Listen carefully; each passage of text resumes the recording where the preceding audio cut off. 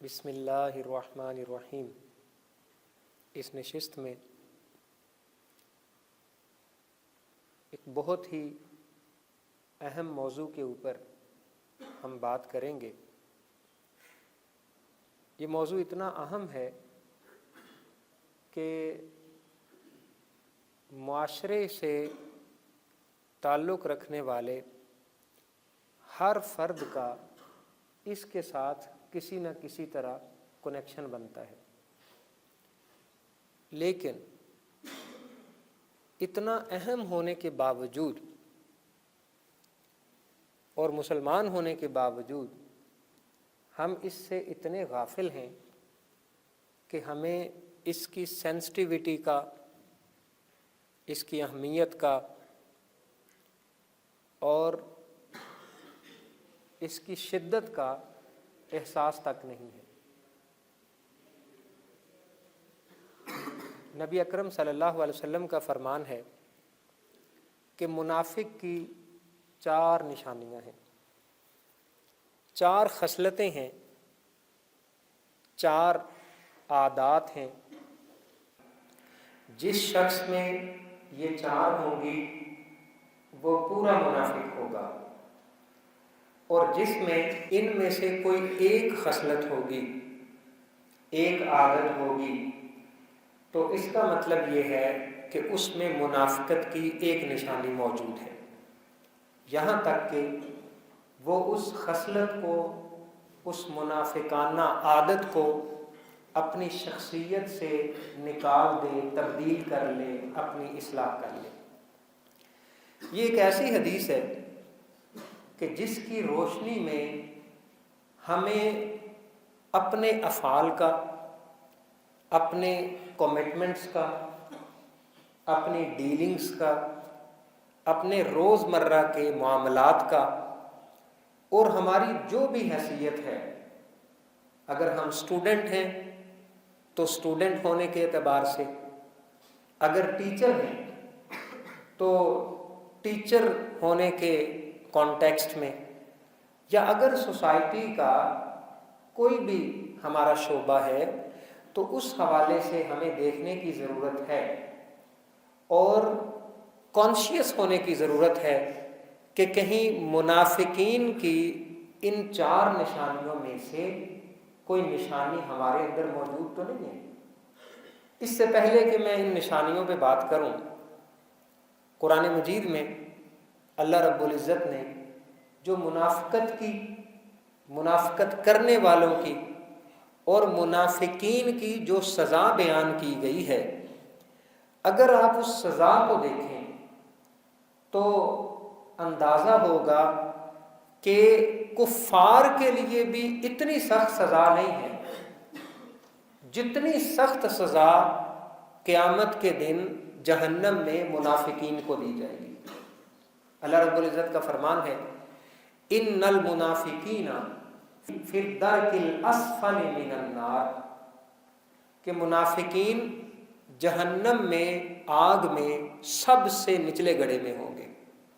یعنی وہ کفار سے بھی نیچے، اتنا زیادہ سخت ان کو ٹریٹ کیا جائے گا، اتنی شدید سزا دی جائے گی، عذاب دیا جائے گا کہ کفار سے بھی زیادہ سخت عذاب ان کا ہوگا۔ یہ اتنی سخت وعید ہے۔ وہ ہم اس بحث میں نہیں جاتے جو تھیولوجیکل اور علم کلام کی ڈسکشن ہے کہ وہ پھر منافق اعتقادی ہوتا ہے یا منافق عملی ہے۔ ہمیں یہ جائزہ لینے کی ضرورت ہے، اعتقادی ہو یا عملی ہو، کہ کہیں ہمارے اندر نفاق کی، منافقت کی ان علامات میں سے کوئی علامت موجود تو نہیں ہے۔ اور اگر ہم ایمانداری سے جائزہ لیں اور بالکل غیر جانبدار ہو کے دیکھیں تو ہمیں معلوم ہوگا کہ ہمارے اندر بھی یہ علامات پائی جاتی ہیں۔ بزرگان دین کی آپ زندگی کا مطالعہ کریں، صحابہ کرام کی زندگیوں کو دیکھیں کہ وہ اس معاملے میں اتنے زیادہ کانشیس تھے کہ حضرت عمر فاروق رضی اللہ تعالیٰ عنہ، وہ تو انہوں نے زندگی میں کئی بار حضرت حذیفہ بن یمان سے پوچھا اور قسم دے کے پوچھا کہ حذیفہ سچ سچ بتاؤ کہ میرے اندر کوئی نفاق کی علامت تو نہیں ہے، نفاق کی نشانی تو نہیں ہے۔ دوسری طرف دیکھیں کہ نبی اکرم صلی اللہ علیہ وسلم نے انہیں جنت کی بشارت دے رکھی ہے، اور ان کا مرتبہ یہ بیان کیا کہ اگر میرے بعد کوئی نبی ہوتا تو وہ عمر ہوتے۔ ایک طرف یہ قدر و منزلت ہے، لیکن دوسری طرف خوف کا یہ عالم ہے کہ بار بار پوچھتے ہیں کہ میرے اندر کوئی منافقت کی، کوئی نفاق کی نشانی موجود تو نہیں ہے۔ تو یہ ان لوگوں کے تقویٰ کا لیول تھا۔ ہماری حالت یہ ہے کہ ہماری تو نمازیں پوری نہیں ہیں، بات بات پہ ہم دھوکہ دیتے ہیں، بے ایمانی کرتے ہیں، جھوٹ بولتے ہیں، لیکن ہمیں اس چیز کی پرواہ کوئی نہیں۔ اور یہ صرف انفرادی طور پہ نہیں ہے، آپ اس کو گلوبل کانٹیکسٹ میں دیکھیں، دنیا کے اعتبار سے دیکھیں تو ہمارے جو ملک کے افراد باہر ٹریول کرتے ہیں، ان کا کوئی اعتبار کرنے کے لیے تیار نہیں، انلیگل ویز، کشتیوں کے ذریعے تو کبھی اور طریقوں سے۔ تو یہ کیا ہے؟ ایک مسلمان کا کریکٹر اس طرح کا نہیں ہوتا کہ وہ دنیا کو دھوکہ دیتا ہو یا وہ بے ایمانی کرتا ہو۔ تو یہ جو حدیث ہے، آج اس کی روشنی میں ہم اپنے طرز عمل کا، اپنی زندگی کا جائزہ لیں گے،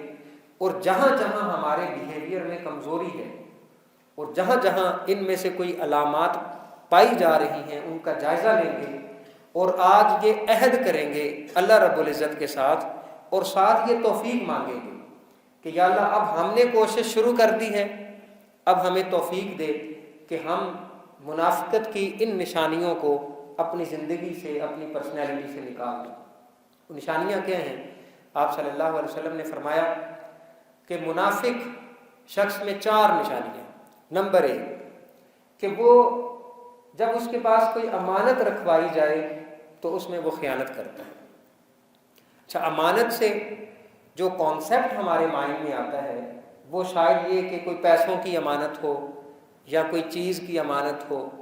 جبکہ امانت کا کانسیپٹ بہت براڈ ہے۔ اگر ہم کسی سے کوئی مشورہ کرتے ہیں اور اس میں کوئی ایسا پوائنٹ ہے، کوئی ایسی بات ہے جو ہم دوسروں کے ساتھ ڈسکس نہیں کرنا چاہتے، تو یہ مشورہ بھی ہمارا امانت کے زمرے میں آتا ہے۔ اگر ہم اپنے راز کی کسی کو کوئی بات بتاتے ہیں تو اس راز کو راز رکھنا بھی امانت کے زمرے میں آتا ہے۔ اگر کسی کے اندر کوئی کمزوری ہے تو اس کمزوری کو دوسروں کے اوپر ہائی لائٹ نہ کرنا، یہ بھی امانت کے زمرے میں آتا ہے۔ تو اگر ہم اپنی زندگی کا جائزہ لیں تو ہم تو جو بات سنتے ہیں وہ فوراً اس کی تشہیر کر دیتے ہیں۔ ہم ادھر سے ایک بات سنتے ہیں اور اس کو فوراً دوسروں تک پہنچا دیتے ہیں، لوگوں کی غیبتیں کرتے ہیں، چغلیاں کرتے ہیں، لوگوں کی عزتوں کے ساتھ کھیلتے ہیں، لوگوں کا غیر موجودگی میں مذاق اڑاتے ہیں، تمسخر کرتے ہیں، سامنے ہوں تو مسکرا کے ملتے ہیں، پیچھے چلے جائیں تو پیٹھ پیچھے ان کی برائیاں بیان کرتے ہیں۔ تو یہ ساری چیزیں جو ہیں یہ ایک بلیور اور ایک مسلمان کے کریکٹر میں فٹ نہیں ہوتی۔ پھر دوسری بات کہ وہ جب بات کرتا ہے تو جھوٹ بولتا ہے۔ اب آپ چھوٹی چھوٹی مثالیں لیں کہ ہم لوگوں کو وقت دیتے ہیں کہ ہاں جی اتنے بجے آ جائیں گے، اتنے بجے ملیں گے، لیکن ہم وقت کی پابندی نہیں کرتے۔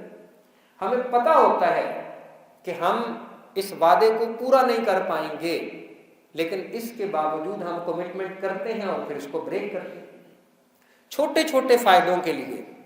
چھوٹی چھوٹی اپنی غلطیاں چھپانے کے لیے، چھوٹی چھوٹی انسلٹ سے بچنے کے لیے، چھوٹی چھوٹی کمزوریوں کو چھپانے کے لیے جھوٹ بول دینا یہ ہمارے لیے معمولی بات بن چکی ہے۔ جبکہ حدیث میں آتا ہے کہ ایک مسلمان کا کریکٹر یہ ہے کہ وہ مذاق میں بھی جھوٹ نہیں بولتا۔ ہم دانستہ طور پہ جھوٹ بولتے ہیں۔ آپ اسٹوڈنٹس اتنے سارے بیٹھے ہیں، اسائنمنٹ سبمٹ کروانے کے لیے اس میں تاخیر ہوگی، اس میں جھوٹ بولتے ہیں۔ کلاس میں لیٹ آئیں گے، 100 بہانے ہمارے پاس ہوتے ہیں، یہ وجہ بن گئی، وہ وجہ بن گئی۔ تو چھوٹی چھوٹے فائدوں کے لیے ہم اتنے بڑے بڑے گناہ اپنے نامہ اعمال میں لکھوا رہے ہوتے ہیں۔ ہسبینڈ وائف سے جھوٹ بولتا ہے، وائف ہسبینڈ سے جھوٹ بولتی ہے، اور بچے ان دونوں سے جھوٹ بولتے ہیں۔ یہ ہمارے گھروں کا کلچر عجیب ہو چکا ہے۔ آپ میڈیا کو دیکھ لیں اور اس کا کنٹینٹ انالیسس کر لیں، نیوز انالیسس کر لیں، تو بہت تھوڑی خبریں ایسی ہوں گی جو پوری طرح سچ پر مبنی ہوں گی، ورنہ ان کو ایگزیجریٹ کیا جاتا ہے، چھوٹی سی بات کو اتنا ہوا بنا کے پیش کیا جاتا ہے کہ جیسے یہ کوئی بہت بڑا ایشو ہو۔ یہ کیا ہے؟ یہ ایک مسلمان کی جو صفات ہوتی ہیں ان میں یہ چیز نہیں ہوتی، وہ تو بالکل صاف ستھرا، اور ہمیں یہ پتہ ہے کہ جھوٹ بولنا اتنا بڑا گناہ ہے، آخرت میں تو اس کی سزا ہے، لیکن جھوٹوں پر اللہ تعالیٰ نے لعنت کی ہے۔ تو لعنت جھوٹوں پر ہونے کے باوجود، اس بات کو جاننے کے باوجود، اس کے باوجود ہم جھوٹ بولتے ہیں۔ تو ہمیں ان چیزوں کی اصلاح کی کوشش کرنی ہے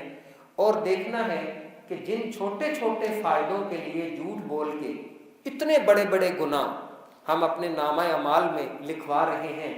کیا کل ہم اللہ کے حضور ان کو جسٹیفائی کر پائیں گے؟ اور تیسری بات کہ جب ایک پہلی بات یہ کہ امانت ہو تو وہ خیانت کرے، دوسرا یہ کہ وہ وعدہ کرے تو وعدے کی پابندی نہ کرے، تیسری یہ کہ وہ بات کرے تو جھوٹ بولے۔ اب وعدے کی پابندی کا بھی ہمارا یہی حال ہے کہ ہم اپنے چھوٹے چھوٹے لائف میں جو کمٹمنٹس کر رہے ہوتے ہیں ان پہ پورا نہیں اترتے، اور پھر وعدہ جب ٹائم گزر جاتا ہے یا وعدے کی پابندی نہیں کر پاتے، پھر ہم اس کو جسٹیفائی کرنے کے لیے مزید جھوٹ بولتے ہیں۔ یعنی ایک جھوٹی بات، ایک منافقین کی علامت سے جب ہم اس کو وائلیٹ کرتے ہیں یا وہ ایک عادت کو نہیں چھوڑتے، تو اس ایک بری عادت کی وجہ سے کئی دوسری برائیوں کے اندر مبتلا ہونا شروع ہو جاتے ہیں۔ اور چوتھی نشانی یہ ہے کہ منافق کا ایک طرز عمل یہ ہے کہ جب وہ لڑائی جھگڑا کرتا ہے، جب اس کے مزاج کے خلاف کوئی بات ہوتی ہے، جب اس کو غصہ آتا ہے، تو وہ آپے سے اتنا باہر ہو جاتا ہے، آؤٹ آف کنٹرول ہو جاتا ہے کہ وہ گالیاں دینے لگ جاتا ہے۔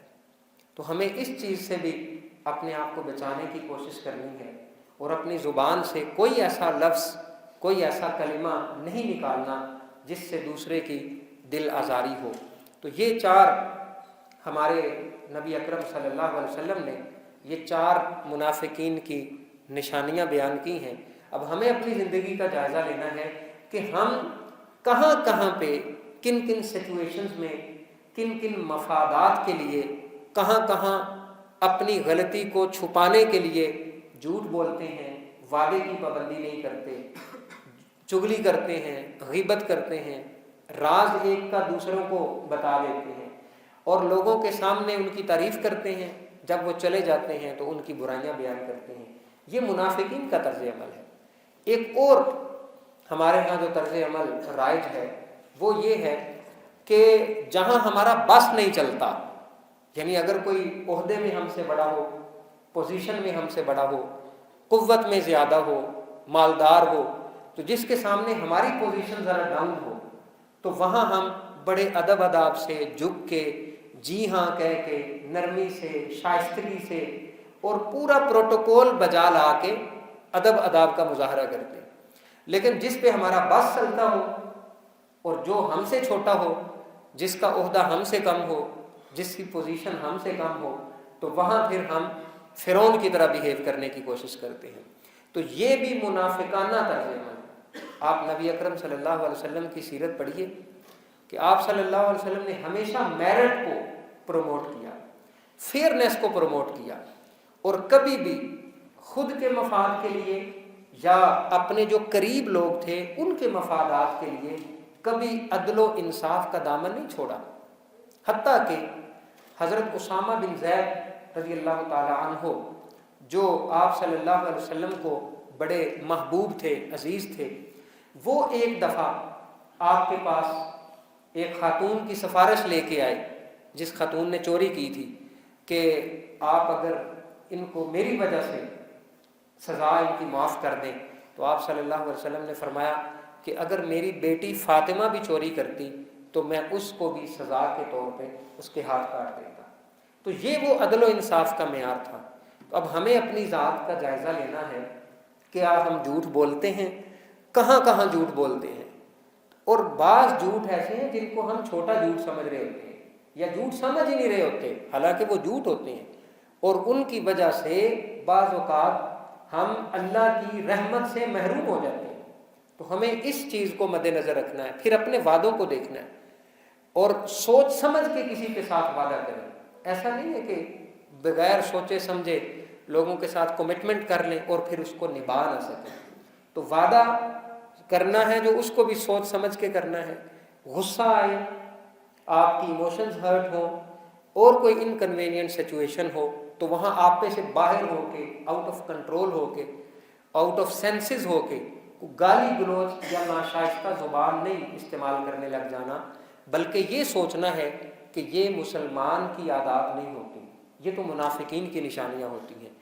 اللہ رب العزت سے دعا ہے کہ ہمیں دین کو سمجھنے اور اس پر عمل کرنے کی توفیق عطا فرمائے۔ اور یہ جو 4 نشانیاں ہیں میں دوبارہ ریپیٹ کر دیتا ہوں تاکہ ہمیں یہ یاد ہو جائے کہ ایک یہ کہ منافق جب اس کے پاس کوئی امانت رکھوائی جائے، امانت میٹیریلسٹک بھی ہو سکتی ہے، کوئی مشورہ ہو سکتا ہے، کوئی راز ہو سکتا ہے، کوئی سیکرٹ ہو سکتا ہے، کوئی بات ہو سکتی ہے، ٹھیک ہے، تو ان ساری چیزوں میں وہ خیانت نہیں کرتا، ہمیں خیانت نہیں کرنی چاہیے۔ دوسری یہ کہ جب ہم بولیں، جب بات کریں تو ہمیشہ سچی بات کریں، کسی کو بری لگے یا کسی کو اچھی لگے، لیکن کبھی بھی تھوڑے سے مفاد کے لیے، بےزتی سے بچنے کے لیے، اپنی کمزوری کو چھپانے کے لیے، اور یہ کہ ہمیں اپولوجی نہ کرنی پڑے اس کے لیے، یا اس طرح کے جو دوسرے بیہیویئرز اور سچویشنز ہوتی ہیں وہ ان میں اپنی انسلٹ سے بچنے کے لیے کبھی بھی جھوٹ نہ بولیں۔ جب ہم سچ بولنا شروع کر دیں گے تو پھر اللہ رب العزت کی مدد ہمارے ساتھ شامل حال ہونا شروع ہو جائے گی۔ اور تیسری چیز یہ کہ جب وعدہ کریں تو اس کو پورا کریں، اور آخری بات یہ کہ جب کبھی غصہ آ جائے تو ناشائستہ زبان استعمال نہ کریں، بلکہ اپنے اوپر کنٹرول کریں۔ اور یہ ایک آدھ دن سے نہیں ہوگا، یہ آپ کو جرنلنگ کرنی پڑے گی، اپنے آپ کا انالیسس کرنا پڑے گا، نوٹ ڈاؤن کرنی پڑے گی سچویشنز کہ کن کن باتوں پہ، کن کن چیزوں پہ، کن کن رویوں پہ، کن کن سچویشنز میں مجھے غصہ آتا ہے اور پھر میں ان پر کیسے کنٹرول کر سکتا ہوں۔ اور اس کے لیے 2 چیزیں بڑی بہترین ہیں، اگر آپ وہ 2 چیزیں کر لیں تو انشاءاللہ آپ ان برائیوں سے آہستہ آہستہ بچنا شروع ہو جائیں گے۔ پہلی یہ چیز کہ دین کا مطالعہ کریں اور دیکھیں کہ اللہ تعالیٰ نے قرآن مجید میں، احادیث میں، اور جو ہمارے بزرگان دین ہیں انہوں نے جو کتابیں لکھی ہیں، جب ہم ان کا مطالعہ کریں گے ہمارا دین کا نالج بڑھے گا، ہمیں ان برائیوں کی شدت محسوس ہوگی کہ یہ بہت بڑے گناہ ہیں، تو پھر ہم بچنا شروع کر دیں گے۔ اور دوسری چیز یہ کہ اپنی دوستیاں ٹھیک کریں۔ حدیث میں آتا ہے المرء علی دین خلیلہ فلینظر من یخالل، کہ انسان اپنے دوست کے دین پہ ہوتا ہے، اسے چاہیے کہ وہ اچھی طرح دیکھ لے کہ وہ کس کے ساتھ دوستی کر رہا ہے۔ جب انسان کی دوستی نیک لوگوں کے ساتھ ہوتی ہے تو ان نیک لوگوں کی عادتیں، ان کے بیہیویئرز اور ان کا طرز عمل انسان میں شفٹ ہونا شروع ہو جاتا ہے۔ اور اگر ایسے بندوں کے ساتھ دوستی ہوگی جو گالی گلوچ کرتے ہیں، خود بھی نماز نہیں پڑھتے، جن کو دین کے ساتھ کوئی دلچسپی نہیں ہے، ہر وقت مذاق، ٹھٹھا، ہنسی، ٹائم ضائع کرنا، موبائل فون پہ ٹائم ضائع کرنا اور فضول کاموں میں وقت ضائع کر دینا، تو پھر آہستہ آہستہ آپ جتنا بھی بچ جائیں لیکن وہ عادتیں اور وہ رویے آپ کے اندر بھی آنا شروع ہو جائیں گے۔ اللہ تعالیٰ سے دعا ہے کہ ہمیں منافقین کی ان 4 نشانیوں کو سمجھنے اور ان سے بچنے کی توفیق عطا فرمائے۔ وما علیہ الا البلاغ۔